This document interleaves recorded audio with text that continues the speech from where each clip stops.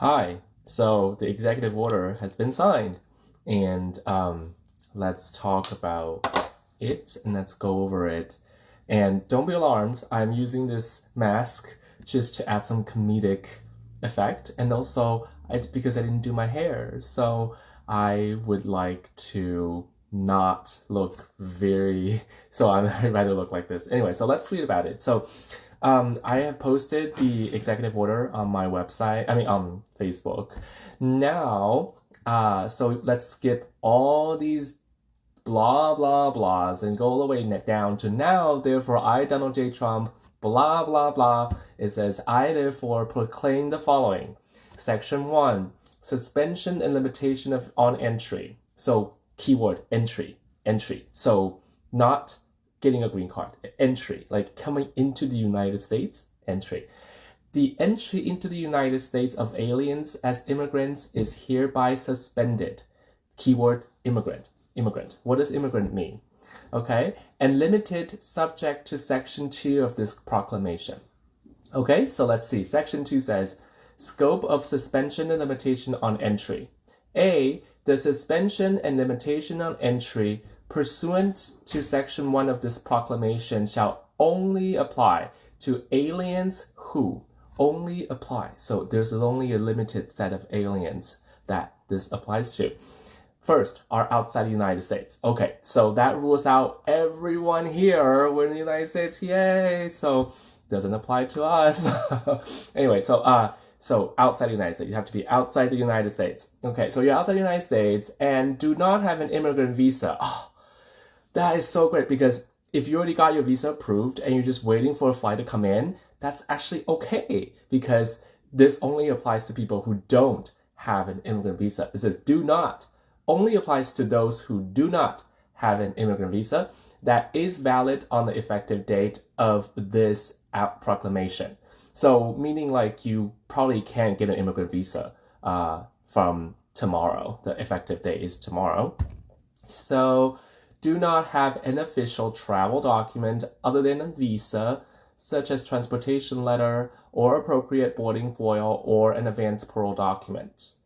So do not have. So it applies to you if you do not have them, which means that if you have them, you're probably okay.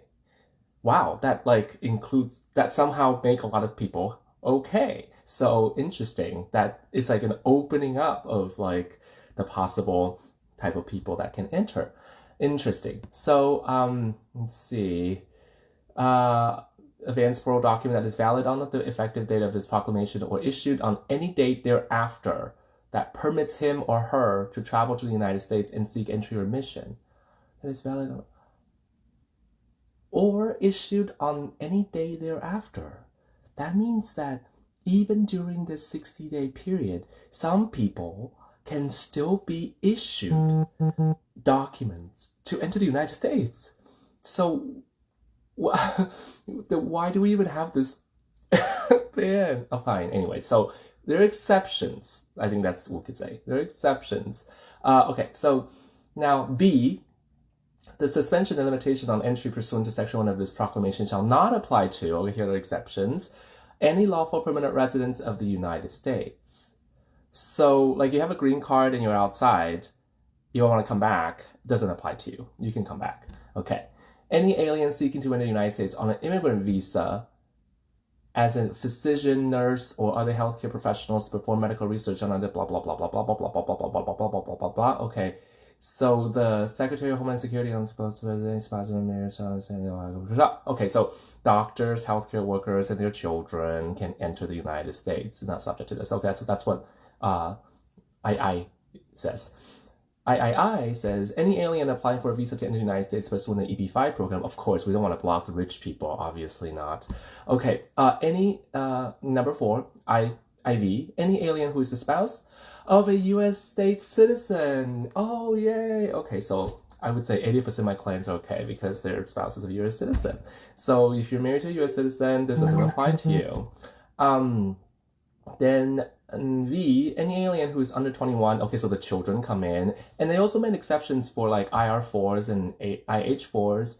So those are good. That means like if you are permanent, like if you're like a permanent resident, or you have an immigrant visa, and you're bringing children, and children can come with you. That's a good thing to know, because I don't have children, so I didn't think of that, but many people have children, so you definitely want to make sure that they can come with you, right? Yeah. So let's see. Any alien whose entry would further important United States law enforcement objectives, blah, blah, blah. So that's just like getting in the witnesses to like testify against some drug tech cartels and things like that. So for enforcement reasons, most people don't care about that, because most people don't fall under that category. Any member of the United States Armed Forces and spouse of children. So, okay, taking care of the military. If you're in the military and you're a permanent resident, and you're like, applying for immigrant visa, this doesn't apply to you. Okay, good. Any alien seeking to enter the United States pursuant to special immigrant visa. So that's the SIGID people, as special immigrant juveniles. So like kids who are displaced, or like orphans that are like, trying to get protections. Most people don't. I mean, it's a small group of people too. Last section, any alien whose entry would be in the national interest as determined by the Secretary of State. Okay, so that's just a catch-all. Like, okay, if you don't fit these exceptions, you can still ask and say, I am so important. Give me, the permission to enter. Okay, section 3, implementation and enforcement. A, the consulate officer shall determine. Ooh, okay, so if you fall under this category and you're not in an exception, then the consulate officer can still determine in his or her discretion. That means whatever they say counts. So they don't even need, they just in his or her discretion. That means whatever you want. So whatever you think is right is right. So in his or her discretion, whether an immigrant has established his or her eligibility for an exception in section 2B. So if you don't fall into one of those really hard categories, and the last one is national interests, so that's the one you're going to try to appeal yourself to. So the consular officer shall, in his or her discretion, whether they're going to establish her eligibility in exception in section 2B, the Secretary of State shall implement this proclamation as it applies to visas pursuant to such procedures. So visas are still going to be issued, but subject to this proclamation, I guess.